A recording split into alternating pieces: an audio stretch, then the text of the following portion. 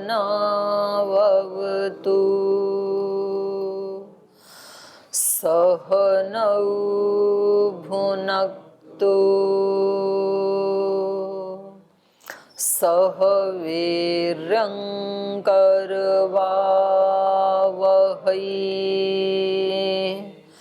तेजस्विनावधीतमस्तु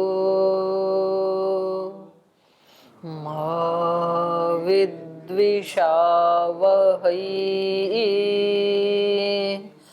ॐ शान्ति शान्ति शान्तिः।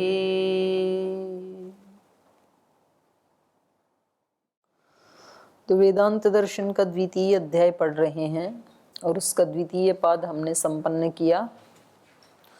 द्वितीय पाद में हमने पढ़ा कि जगत की उत्पत्ति में केवल जड़ प्रकृति भी उसका कारण नहीं है और केवल परमाणुओं से भी इसकी सृष्टि की रचना नहीं हुई। फिर उसमें आया असत कारणवाद कि परमाणु से भी नहीं हुई तो फिर असत से होगी, कुछ भी नहीं था बस ऐसे ही हो गई उत्पन्न, तो उसका निराकरण किया।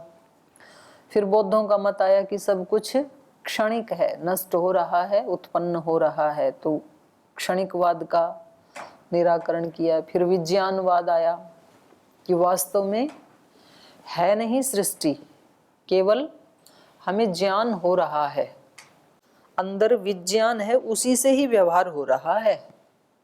और वैसे तो योग दर्शन की दृष्टि से देखें तो भी मतलब ये विज्ञानवाद मेल खा रहा है। योग दर्शन में भी सारे आत्मा को जो मतलब आत्मा मतलब हम सब आत्माएं, हम सब को जो वस्तुओं की अनुभूति हो रही है वो कहाँ होती है? आत्मा को कहाँ ज्ञान होता है? चित्त में ही तो होता है।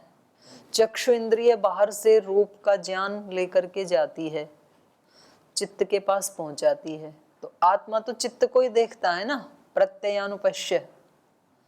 आत्मा का वहां पर स्वरूप क्या बताया है? चित्त का अनुदर्शी बताया ना, जो चित्त दिखाता है वो देखता है, स्वतंत्र होते हुए भी वो क्या है? प्रत्ययानुपश्यी है। जो दिखाता है चित्त उसको देखने वाला है। तो वास्तव में चित्त में जो दिखाया जा रहा है, जो कुछ वहां पर चित्र आ रहा है चित्त में, उसी को तो देख रहा है अंदर। आत्मा बाहर तो आ नहीं रहा है, उस रूप के पास, शब्द स्पर्श के पास बाहर थोड़ी आ रहा है। लेकिन अनुभूति क्या होती है हमें? अनुभूति तो होती है ना, मैं बाहर देख रहा हूँ, बाहर वाले का ज्ञान। तो ये व्यवहार के लिए जरूरी है, क्योंकि ऐसा यदि व्यवहार, ऐसी अनुभूति यदि ना हो कि मैं बाहर देख रहा हूँ, बाहर सुन रहा हूँ, बाहर वाले को छू रहा हूँ, जान रहा हूँ, तो सारे व्यवहार ही ना चलें। फिर तो अंदर ही अंदर व्यक्ति बस अंदर के सिवाय बाहर की दुनिया उसके लिए व्यर्थ। फिर तो वास्तव में तो अंदर ही होता है। तो ये बहुत बड़ा एक दार्शनिक हुए हैं पाश्चात्य दार्शनिक, विज्ञानवाद वाले, बहुत गहनता से उन्होंने इसका अध्ययन किया। लेकिन फिर उनको बताया कि भाई बाहर, अंदर तो है ज्ञान, लेकिन अंदर ज्ञान होने के लिए बाहर भी उसका अस्तित्व मानना जरूरी है, क्योंकि बाहर अस्तित्व है, उसी का एक रूप लेकर के इंद्रियों के माध्यम से चित्त को दिया जाता है। बाहर यदि सच में ना हो कुछ भी तो ज्ञान किसका होगा? तो ये एक बड़ा जो विज्ञानवाद था, इसका खंडन हुआ। फिर ईश्वर साकार है या निराकार है? तो साकार होने के यहाँ पर दोष बताई लास्ट में। और जो स्वप्नवत मान रहे थे जगत को, उसका खंडन हुआ कि स्वप्न में भी हमें किन चीजों का आभास होता है जो कभी हमने रियल में देखी है। तो इन सारे बहुत सारे जो वाद थे उनका खंडन करके, और एक तरह से फिर समन्वयवाद उसको कह सकते हैं, कई चीजों का समन्वय किया। अब तृतीय पाद में क्या है? आकाशादि भूतानाम इंद्रिय मनसाम च उत्पत्ति प्रलय क्रमौ। आकाश आदि जो भूत हैं और जो इंद्रियां हैं, मन सहित जो इंद्रियां हैं, उनकी उत्पत्ति कैसे हुई और उनका लय कैसे हुआ या कैसे होता है, इसका क्रम बताया है। जीवात्मा अनुत्पत्ति धर्म नित्यश्चेतनो अल्पज्ञो अणु कर्म कर्ता भोक्ता च।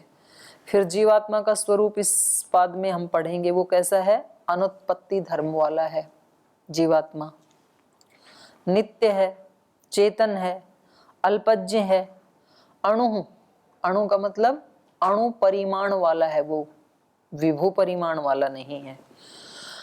कर्म कर्ता भोक्ता च, और कर्मों को करने वाला भी है, और करने वाला है तो भोगने वाला भी है, भोक्ता भी वही है।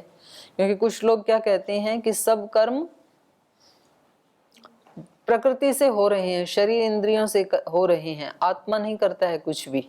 तो इसमें ये बताइए कि कर्मों का कर्ता तो आत्मा ही है, और जो करता है वो भोक्ता भी है, तो यही नियम है।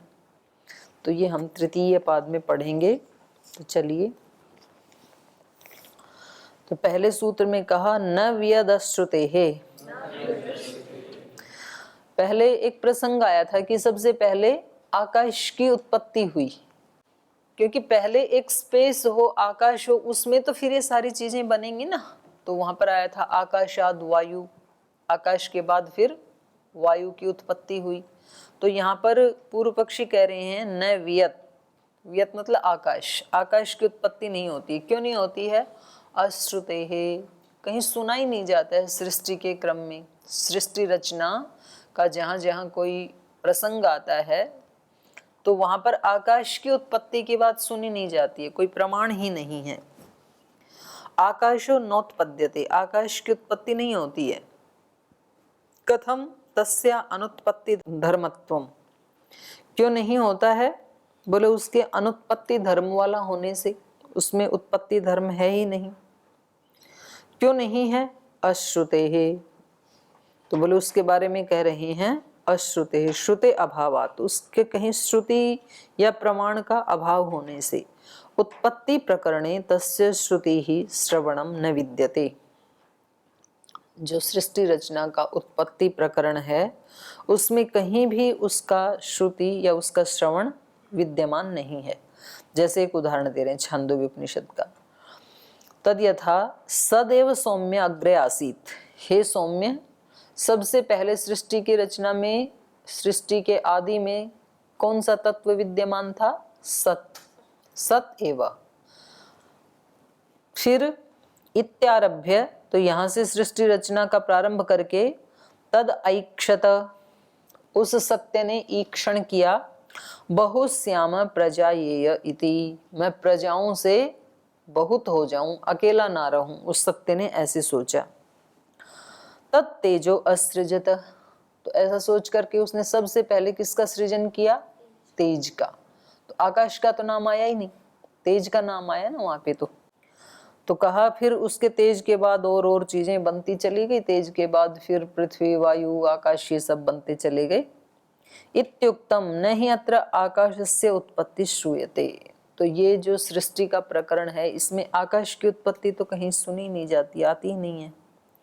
यदि ही आकाशोपि उत्पद्येत अवश्यम तस्यापि नामोल्लेखः स्यात्, यदि आकाश की भी उत्पत्ति होती तो यहाँ पर उसका भी नाम उल्लेख होना चाहिए था। बाकी चार भूतों का है, आकाश का नाम नहीं है वहां पर।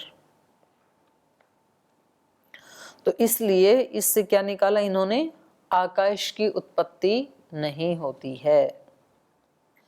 अथ उत्तर पक्ष है, तो ये तो पूर्व पक्ष था कि भाई अगर होती तो कहीं तो सुना जाता, तो कहीं तो प्रमाण मिलता नहीं है, और प्रमाण नहीं मिलता है उसका प्रमाण इन्होंने दे दिया छांदोग्य उपनिषद के 6:2 का। अब ये कह रहे हैं अस्ति तु, बोले है ना प्रमाण, तो आप कह रहे हो कि उसका कहीं प्रमाण नहीं मिलता है, हम देते हैं आपको प्रमाण। आकाश की उत्पत्ति का प्रमाण तो पीछे भी आया था ना। विद्यते तु खलु आकाशस्य उत्पत्ति प्रदर्शिका श्रुति ही, आकाश की उत्पत्ति की प्रदर्शिका श्रुति वो तो विद्यमान है। तद यथा, जैसे ये तैत्तिरीय उपनिषद का दे रहे हैं, सत्यम ज्ञानम अनंतम ब्रह्मा, ब्रह्म कैसा है?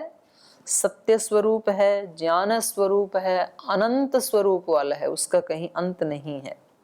ऐसा वो जो ब्रह्म है, इति ब्रह्मात्मानं प्रकृत्य, ऐसे ब्रह्मा के स्वरूप का वर्णन करके तत्रैव वचने, उसी वचन में वहां पर कहा, ततो ब्रह्मात्मन सकाशात खलु आकाशस्य उत्पत्ति प्रदर्शते।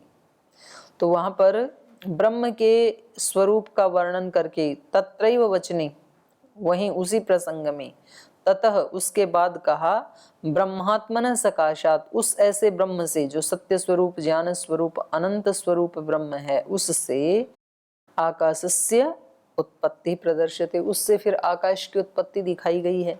क्या कहा वहां पर, तस्माद् वा एतस्मादात्मनः आकाशः संभूतः, उस इस परमात्मा से सबसे पहले आकाश की उत्पत्ति हुई।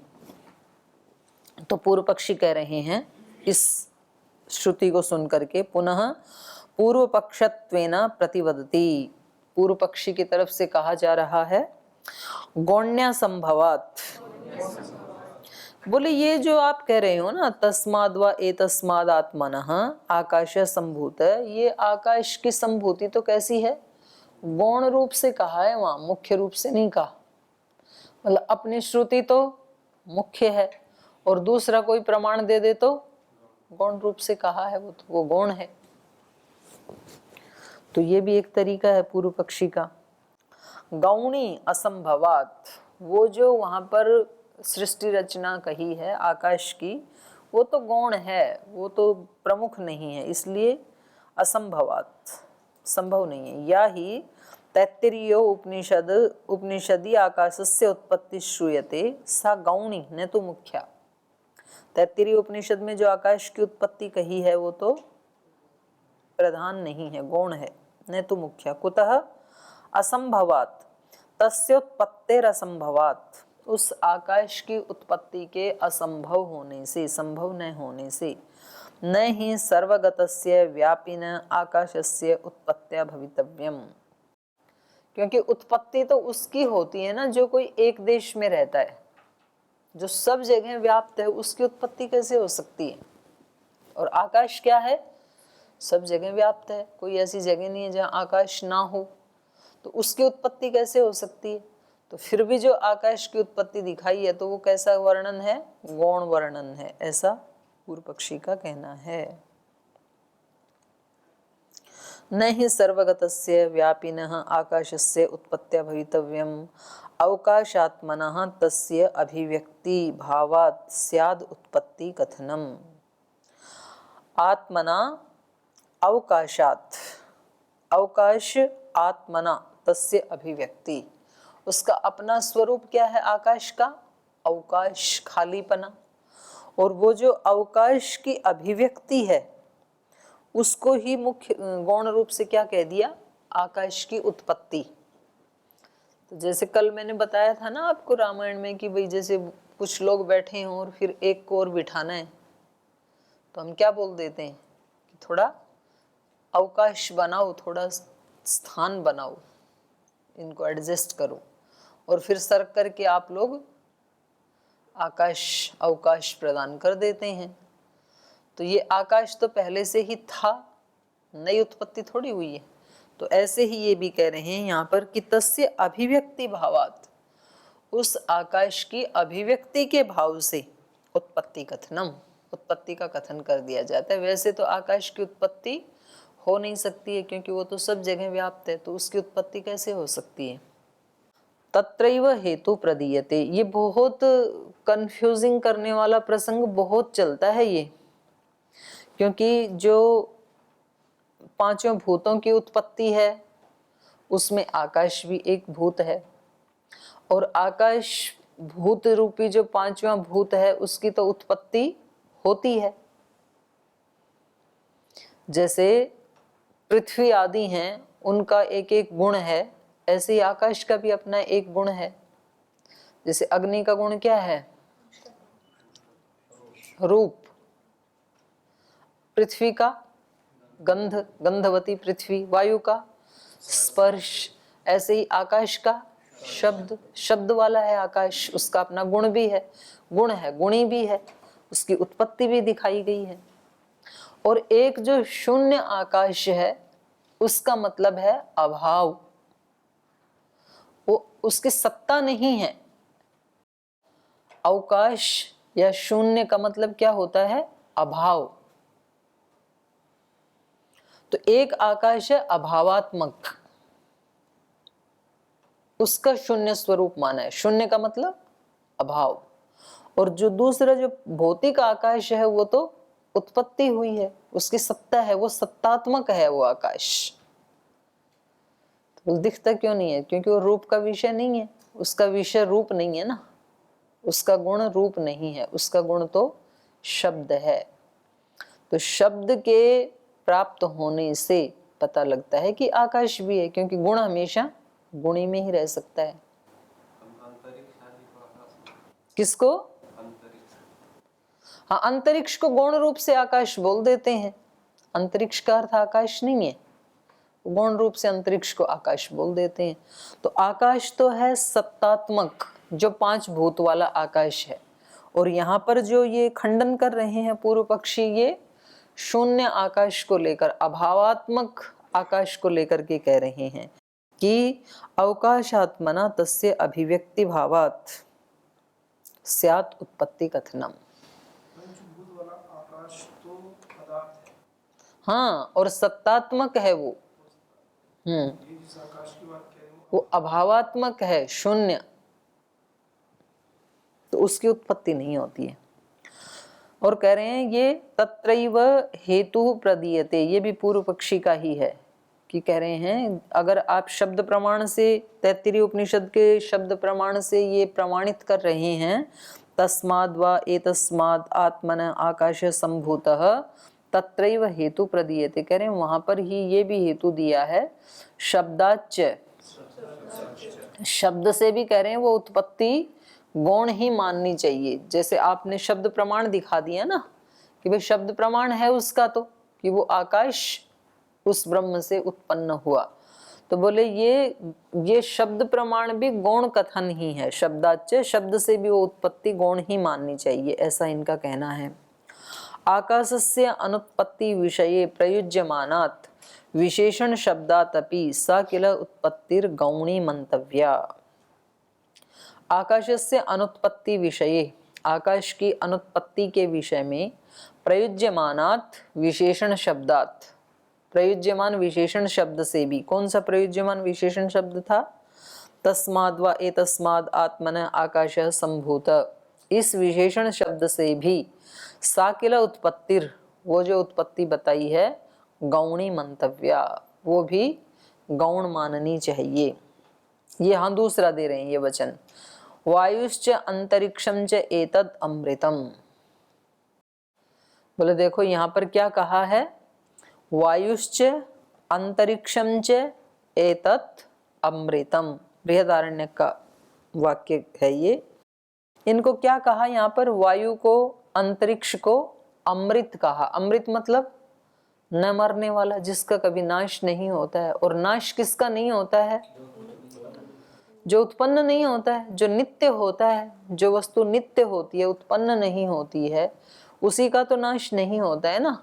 तो यहाँ पर यद्यपि आकाश शब्द नहीं है, लेकिन पूर्व पक्षी यहाँ अंतरिक्ष शब्द से आकाश का ग्रहण कर रहा है। जो अभी स्वामी जी बोल रहे थे ना कि अंतरिक्ष से ही आकाश को ले लेते हैं, तो यहाँ पूर्व पक्षी क्या कर रहे हैं? अंतरिक्ष शब्द से यहाँ पर आकाश को ले रहे हैं कि देखो यहाँ आकाश कहा है, वायु च अंतरिक्षम च एतद अमृतम। और इनको क्या बताया शब्द प्रमाण में? अमृत बताया। अमृत मतलब अविनाशी, जिसका नाश नहीं होता है। तो इससे क्या पता लगा? आकाश की उत्पत्ति नहीं होती, आकाश तो नित्य है, अमृत है। वो जो अभावात्मक शून्य आकाश है उसकी ये बात कर रहे हैं। और यहाँ पर भी आकाश शब्द नहीं है, अंतरिक्ष से आकाश शब्द ले रहे हैं ये। यद यद उत्पत्तिमत्तम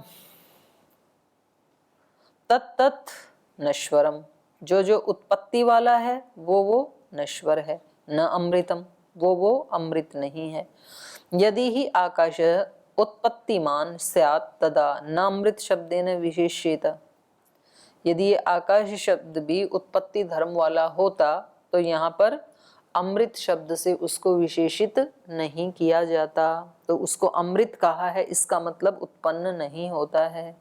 एवं शब्द खलु तस्य उत्पत्तिमत्वं प्रतिषेधति, तो इसलिए शब्द प्रमाण भी उसकी उत्पत्ति धर्मता का प्रतिषेध ही कर रहा है, यही बता रहा है कि वो उत्पन्न नहीं हो रहा है।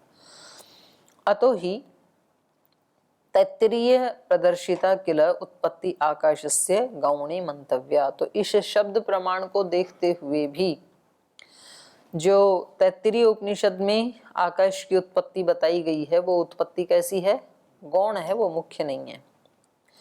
आकाशस्य उत्पत्ति गौणत्वे अन्यो हेतु पूर्व पक्षतया प्रदीयते, और पूर्व पक्षी की तरफ से एक और हेतु दिया जाता है इसी बात के लिए कि आकाश की उत्पत्ति जो दिखाई है वो गौण रूप से कही है।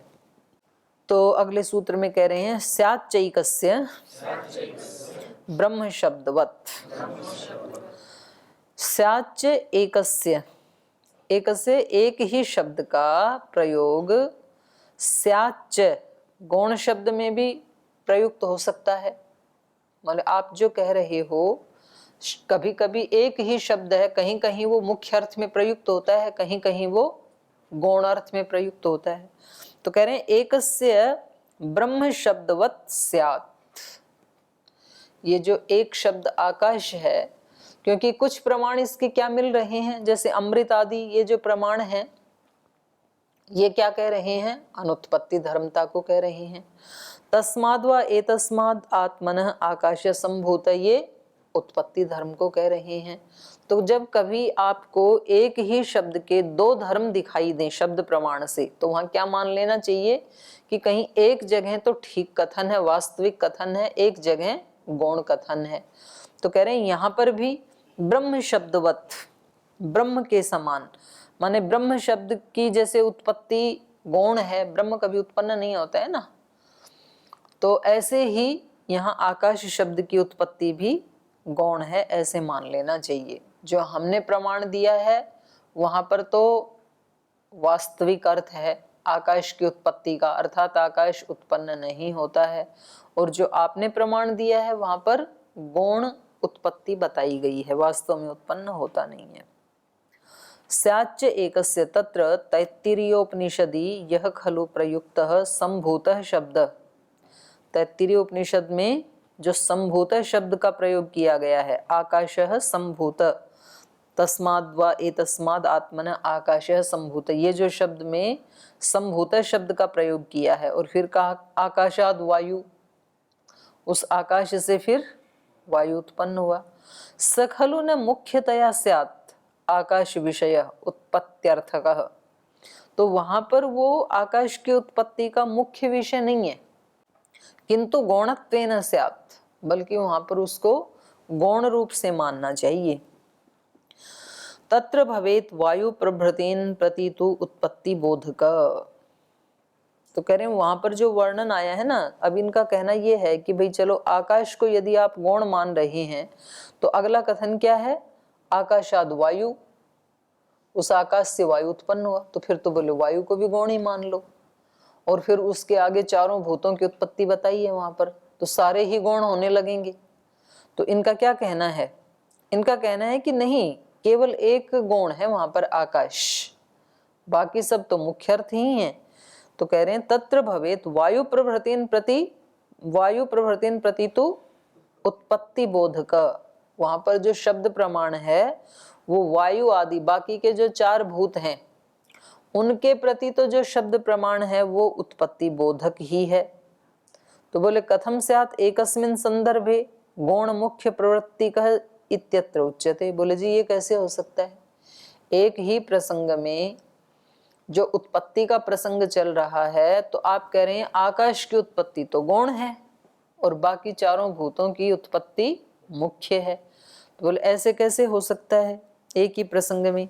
तो कह रहे हैं हो सकता है ना, यदेकस्य संभूत शब्दस्य गौण मुख्यार्थकत्वम एकस्मिन् संदर्भे अपि स्यात्, बोले ये जो संभूत शब्द वहां पर जो आया है तो वो चार के विषय में तो मुख्य हो जाए और एक के विषय में गौण हो जाए, ये कैसे हो सकता है, तो बोले हो सकता है। कैसे? ब्रह्म शब्दवत, ब्रह्म शब्द के समान। यथा ही ब्रह्म शब्द एकस्मिनेव संदर्भे गौण मुख्यार्थयोः संप्रयुज्यते। जैसे ब्रह्म शब्द एक ही वाक्य में एक जगह मुख्य अर्थ में प्रयुक्त हुआ है और दूसरी जगह गौण अर्थ में। कहाँ? तो कह रहे तपसा ब्रह्म विजिज्ञासस्व तपो ब्रह्मेति। तो यहाँ 2 बार ब्रह्म शब्द आया ना, तो एक बार क्या आया? तपसा ब्रह्म विजिज्ञासस्व, तपस्या करके उस ब्रह्म को जानो। तो यहाँ ब्रह्म का क्या अर्थ है? मुख्य अर्थ है यहाँ पर। ब्रह्म मतलब ब्रह्म, और उस ब्रह्म को कैसे जानो? तप करके जानो। क्यों? तपो ब्रह्मेति, तप ही साक्षात ब्रह्म है। तो तप ब्रह्म थोड़ी होता है। तो यहाँ तप को ब्रह्म क्या है? गौण कथन है। तो बोले एक ही वाक्य में एक ही शब्द मुख्य अर्थ वाला भी हो सकता है और गौण अर्थ वाला भी हो सकता है। तो जो 5 भूतों की उत्पत्ति का प्रसंग है उपनिषदों में, वहां पर 4 भूत की उत्पत्ति तो मुख्य रूप से बताई है संभूत शब्द से, और आकाश के लिए जो संभूत शब्द कहा है वो गौण कथन है। अत्र एकस्मिन् संदर्भे अपि एकस्य ब्रह्म शब्दस्य गौण मुख्यार्थत्वं स्पष्टं विद्यते। तो ये जो था तपसा ब्रह्म विजिज्ञासस्व, इसमें एक ही ब्रह्म शब्द गौण और मुख्य अर्थ में स्पष्ट दिखाया गया है। तत्र पूर्व भागे मुख्यार्थक, जो पहला था तपसा ब्रह्म विजिज्ञासस्व, वो मुख्य अर्थ वाला है, मुख्य अर्थ का अभिधायक है। और जो दूसरा है उत्तर भागे गौणार्थक। तद्वत तत्रपि संभूत शब्दों गौण मुख्यार्थ अभिधायको मंतव्य। तो ऐसे ही ये जो तैत्तिरीय उपनिषद का आपने उदाहरण दिया है, वहां पर भी संभूत शब्द 4 जगह मुख्य अर्थ वाला है, आकाश के लिए गौण अर्थ वाला है। आकाशान्वितो गौणार्थको अन्यत्र वायु प्रभृतिषु मुख्यार्थतया योजनीय। तो ये 5 सूत्रों में पूर्व पक्षी ने ये आक्षेप लगाया, 5 हेतु देकर के, आकाश की उत्पत्ति नहीं होती है। 4 में 4 दिया ना, 2 नंबर तो पूर्व पक्षी का। हाँ, तो ये मतलब 5 नंबर सूत्र तक तो उसी का ही तो प्रसंग चल रहा है ना। तो अथ सर्वम समाधत्ते, अब इन सब का समाधान दे रहे हैं। प्रतिज्ञा हानि निरव्यतिरेकात् शब्देभ्य।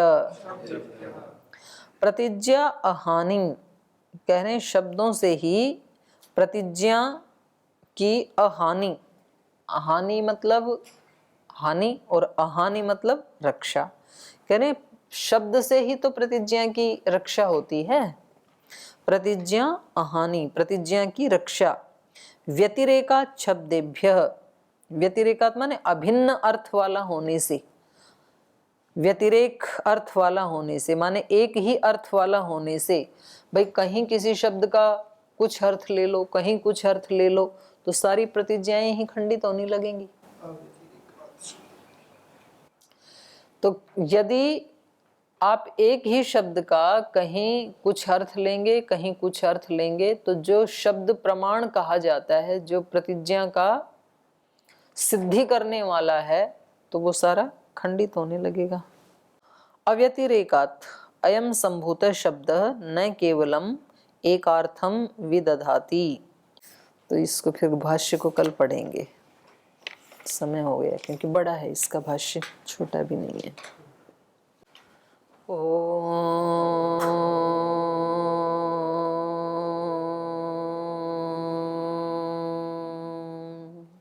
शांति शांति शांति।